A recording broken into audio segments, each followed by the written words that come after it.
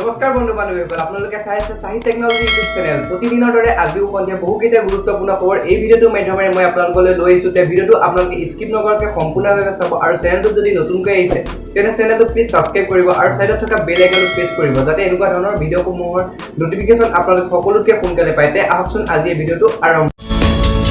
প্ৰথমতে বহুতো এটা ডাঙৰ আৰু বহুতো এটা ব্ৰেকিং নিউজ মুকলি হৈ আহিছে কিয়নো ইয়াত কৈছে যে এক দেশ এক নিৰ্বাচনৰ চিন্তা চৰ্চা কৰিছে মোদীয়ে নিৰ্বাচনৰ বিয়ে সংকোচন কৰাৰ বাবে চৰকাৰে চলাইছে চিন্তা চৰ্চাই ইয়াক লৈ সৃষ্টি হৈছে তীব্ৰ বিতৰ্কৰ তেতিয়াৰ পৰা মোদী চৰকাৰে চিন্তা চৰ্চা কৰিছে যে বিধানসভা আৰু লোকসভাকে ধৰি যিমান নিৰ্বাচন দেশত অনুষ্ঠিত হয় সকলো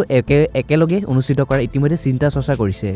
আৰু লগতে ইয়াত কৈছে যে এক দেশ এক নিৰ্বাচন দেশৰ বাবে এই প্ৰয়োজনীয় লগতে ভাৰতীয় প্ৰধানমন্ত্ৰী নৰেন্দ্ৰ মোদীয়ে কয় যে এয়া চিন্তা চৰ্চাৰ বিষয় নহয় এয়া সময় আহ্বান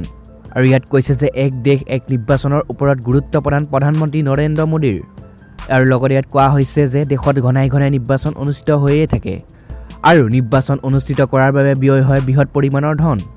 আৰু ইয়াত কৈছে যে দেশৰ বিকাশৰ বাবে বিৰূপ আচলতে বহুতো এটা ডাঙৰ আৰু বহুতো এটা গুৰুত্বপূৰ্ণ খবৰ মুকলি হৈ আহিছে কিয়নো ইয়াত কৈছে যে BTC নিৰ্বাচনৰ বাবে বিজেপি দলীয় ইস্তাহাৰ মুকলি দিলে কি প্ৰতিশ্ৰুতি লগতে ইয়াত কৈছে যে BTC পৰিষদীয় নিৰ্বাচনৰ বিজেপিৰ দলীয় ইস্তাহাৰ মুকলি কৰে শুকুৰবাৰে কোকৰাঝাৰ ত্ৰিবেণী ভৱনত মুকলি কৰে এই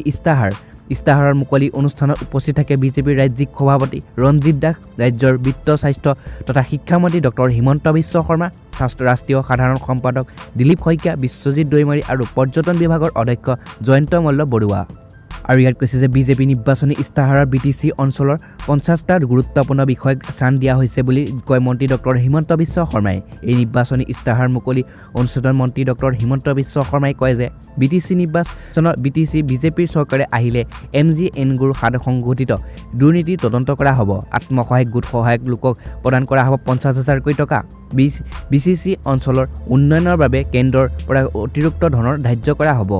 আৰু লগতে ইয়াত কৈছে যে BTR চুক্তিৰ বাবে BTCয়ে পোৱা 1500 কোটি টকাৰ বিশেষ পেকেজ ৰাইজৰ লগতে আলোচনা কৰি ব্যয় কৰা হ'ব বুলি মন্ত্ৰী ডক্টৰ শৰ্মাই কয় ব্যক্তিক নিযুক্তিৰ ক্ষেত্ৰত কোনো পদক্ষেপ গ্ৰহণ কৰিব নোৱাৰিব জনগোষ্ঠীৰ উপাসনাস্থলীসমূহত আৰ্থিক অনুদান প্ৰদান কৰা হ'ব BTC বাস কৰা প্ৰতিজন লোকে মাটিৰ ম্যাদী পাট্টা পাব যুদ্ধবিৰতি থকা আদিবাসী সংগঠনৰ সৈতে হ'ব শান্তি আলোচনা 100 কিলোমিটাৰ ৰাস্তাত BTCৰ প্ৰতিটো সমষ্টি নিৰ্মাণ কৰা হ'ব বুলি প্ৰতিশ্ৰুতি দিয়ে চৰকাৰে বহুতে ডাঙৰ আৰু বহুতে এটা ব্ৰেকিং নিউজ মুকলি হৈ আহিছে কিয়নো ইয়াত কৈছে যে কা সন্দৰ্ভত পুনৰ সক্ৰিয় কেন্দ্ৰ প্ৰতিবাদ নেওচি নাগৰিক সংশোধনী আইন বিধি ঘোষণা আৰু লগতে ইয়াত কৈছে 2 নৱেম্বৰত উকলিত কা বিধি চূড়ান্ত সময়সীমা নাগৰিকত্ব সংশোধন আইনৰ বিৰুদ্ধে ঘোষণা কৰিলে কেন্দ্ৰীয় চৰকাৰে আৰু লগতে আবেদন পত্ৰৰ আৰ্হি খুচৰা চূড়ান্ত কৰিলে কেন্দ্ৰই ইয়াৰ বাবে আবেদনকাৰী অন্য দেশৰ নাগৰিকত্ব ত্যাগ কৰিব লাগিব আৰু ইয়াত কৈছে যে আবেদন কৰিব পাৰিব হিন্দু শিখ বৌদ্ধ জৈন পাৰ্চী আৰু খ্ৰীষ্টান ধৰ্মীৰ লোকে আফগানিস্তানৰ বাংলাদেশ পাকিস্তানৰ পৰা অহা সকলৰ বাবে প্ৰযোজ্য বহুতেই ডাঙৰ খবৰ কিয়নো আফগানিস্তান বাংলাদেশ আৰু পাকিস্তানৰ পৰা অহা লোকসকলে পাব নাগৰিকত্ব আৰু লগতে ইয়াত কৈছে 2014 চনৰ 31 ডিচেম্বৰ পূৰ্বে ভাৰতলৈ প্ৰব্ৰজন কৰা হ'ব লাগিব অতি কমেও 6 বছৰ ভাৰতত বাস কৰা হ'ব লাগিব অৱশ্যে আনুষ্ঠানিকভাৱে কেন্দ্ৰই ঘোষণা কৰা নাই চৰকাৰে বহুতো এটা ডাঙৰ আৰু বহুতো এটা ভয়ংকৰ খবৰ মুকলি হৈ আহিছে কিয়নো ইয়াত কৈছে যে দেশজুৰি সাধাৰণ ধৰ্মঘটৰ অসমত মিশ্ৰিত প্ৰভাৱ আৰু লগতে ইয়াত কৈছে কেন্দ্ৰীয় চৰকাৰে শ্ৰম বিৰোধী নীতিৰ বিৰুদ্ধে ট্ৰেড ইউনিয়ন কৰ্মচাৰী ফেডাৰেশ্যনসমূহৰ যৌথ মঞ্চই আহ্বান জনোৱা ৰাষ্ট্ৰজোৰা সাধাৰণ ধৰ্মঘটৰ মিশ্ৰিত প্ৰভাৱ পৰিলক্ষিত হয় ৰাজ্যৰ জনজীৱনত সাধাৰণ ধৰ্মঘটৰ ফলত ৰাজ্যৰ ৰাজহুৱা পৰিবহণ ব্যৱস্থা প্ৰভাৱিত হোৱাৰ লগতে বিভিন্ন প্ৰান্তৰ কল কাৰখানা প্ৰতিষ্ঠা আদি বন্ধ কৰি থাকে গুৱাহাটী উপৰিও তিনিচুকীয়া ডিব্ৰুগড় কৰিমগঞ্জ হাইলাকান্দি বঙাইগাঁও বৰপেটা নলবাৰী গুৰেশ্বৰ ৰঙিয়া ওদালগুৰি মঙলদৈ তেজপুৰ বিশ্বনাথ চাৰিআলি ধেমাজি নগাঁও আদি স্থানত প্ৰতিষ্ঠান তথা বাণিজ্যিক প্ৰতিষ্ঠানসমূহ বন্ধ হৈ পৰে ইফালে ৰাণী মিৰ্জাৰ বিজয়নগৰ ছয়গাঁও বকুনগৰ বেৰা গৈৰামাৰী আদি অঞ্চলত গুৱাহাটী কল কাৰখানা বেংক বীমা BSNL বাণিজ্যিক প্ৰতিষ্ঠান আদি শ্ৰমিক কৰ্মচাৰী ধৰ্মঘট পালন কৰাৰ লগতে বেংক ডাকঘৰ সেৱা কৰ্মচাৰীসকলৰ নেতৃত্বত পাণবজাৰ কৰ্ট চাৰিআলিৰ পৰা ফাঁচী বজাৰ জেল ৰোড চাৰিআলিলৈকে এক বিশাল প্ৰতিবাদী সমদল উলিয়ায় আৰু লগতে কৈছে যে এই সমদল অংশগ্ৰহণ কৰি শ্ৰমিকৰ নেতা হিৰণ্য কুমাৰ আৰু সুমেৰ সিং গৌড় তপন শৰ্মা ৰমেন দাস প্ৰমোদ ভাগৱতী আদি ভৱেন কলিতাকে ধৰি বহুসংখ্যক লোকে অংশগ্ৰহণ কৰিব বুলি ইতিমধ্যে জানিব পৰা গৈছে লগতে ইয়াত কৈছে যে নিবনুৱা যুৱক যুৱতী স্বাৰ্থবিৰোধী নীতিৰ তীব্ৰ সমালোচনা কৰে আমিনগাঁও আৰু নাৰেংগীত ব্যক্তিগত খণ্ডৰ কল কাৰখানা শ্ৰমিকসকলে পুৱা 6 বজাৰ পৰা ধৰ্মঘট আৰম্ভ কৰাৰ লগতে আৰু সকলো কল কাৰখানা ধৰ্মঘট সফল কৰিব আৰু লগতে ইয়াত কৈছে যে বিভিন্ন স্থানত ধৰ্মঘটৰ সময়ছোৱাত 500 ধৰ্মকাৰীক আৰক্ষীয়ে আটক কৰিছিল আৰু সেই কেন্দ্ৰীয় ট্ৰেড ইউনিয়ন আৰু কৰ্মচাৰী ফেডাৰেশ্যন আহ্বান জনোৱা আজি দেশজোৰা বন্ধৰ ঘোষণা কৰিছে শ্ৰমিক আৰু কৰ্মচাৰী সন্ধিয়াৰ পাছতে বহুতো এটা ডাঙৰ আৰু বহুতো এটা ব্ৰেকিং নিউজ মুকলি হৈ আহিছে কিয়নো নতুন কৰ্মচাৰী নিযুক্তি আৰু বহু সংখ্যক পদ মুকলি হৈছে SBIত ইয়াত কৈছে SBIত মুকলি হৈছে 8500 চাকৰিৰ আৰু লগতে ইয়াত কৈছে দেশৰ ৰাজহুৱা খণ্ডৰ অগ্ৰণী বিত্তীয় প্ৰতিষ্ঠান ষ্টেট বেংক অফ ইণ্ডিয়াৰ অৰ্থাৎ SBIত মুকলি হৈছে চাকৰি লাভৰ সোণালী সুযোগ যোগ্য প্ৰাৰ্থীৰ পৰা আবেদন আহ্বান কৰি SBI কেন্দ্ৰীয় নিযুক্তি আৰু পদোন্নতি বিভাগৰ মহাপ্ৰবন্ধকে এক নিয়োগ বিজ্ঞাপন DVPৰ জৰিয়তে ৰাষ্ট্ৰীয় সংবাদপত্ৰ আৰু বিভাগীয় ৱেবছাইটলৈ প্ৰকাশ কৰা বিজ্ঞাপনৰ তথ্য অনুসৰি শিক্ষানিবছৰৰ খালী পদ হৈছে 8500 লগতে ইয়াত কৈছে যে আবেদনকাৰী স্নাতক ডিগ্ৰী ধাৰা হ'ব লাগিব প্ৰাৰ্থী 3 বছৰীয়া ঠিকাভিত্তিক চুক্তি নিয়োগ কৰা হ'ব নিযুক্তি প্ৰাপ্তিয়ে প্ৰায় প্ৰথম বছৰতে মাহে 15000 টকা লাভ কৰিব দ্বিতীয় বছৰত 16500 টকা আৰু তৃতীয় বছৰত 19000 টকা লাভ কৰিব আবেদনকাৰী বয়স হ'বলৈ 31 অক্টোবৰ 2020 লৈ আৰু 28 বছৰ হ'ব 20ৰ পৰা 28 বছৰ হ'ব লাগিব বয়সৰ ঊৰ্ধ্বসীমা সংৰক্ষিত শ্ৰেণীৰ প্ৰাৰ্থীয়ে চৰকাৰী বিধগিত ৰেহাই লাভ কৰিব আবেদনৰ মাচুল হিচাপে সাধাৰণ OBC আৰু আৰ্থিক পিছপৰা শ্ৰেণীসকলৰ প্ৰাৰ্থীয়ে 300 টকা অনলাইন মাধ্যমেৰে SBI হকে পৰিশোধ কৰিব লাগিব অৱশ্যে এই মাচুল SC আৰু ST আৰু দিব্যাংগ শ্ৰেণীৰ প্ৰাৰ্থীয়ে পৰিশোধ কৰিব নালাগে আগ্ৰহীসকলে বিজ্ঞাপন বিষয়ত বিৱৰণৰ লগতে পদৰ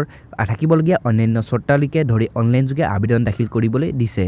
আপোনালোকে আবেদন কৰিবলৈ এইকেইটা ৱেবছাইটত যাব লাগিব যিকেইটা আপোনালোকে স্ক্ৰীনত দেখিছে মই এটা কৈ দিছোঁ www.sbi.com.in চৰকাৰে বহুতো এটা ডাঙৰ আৰু বহুতো এটা ভয়ংকৰ খবৰ মুকলি হৈ আহিছে কিয়নো ইয়াত কৈছে যে পুনৰ পেট্ৰল আৰু ডিজেলৰ মূল্য বৃদ্ধিয়ে মাধমাৰ সোধালে সাধাৰণ জনতাক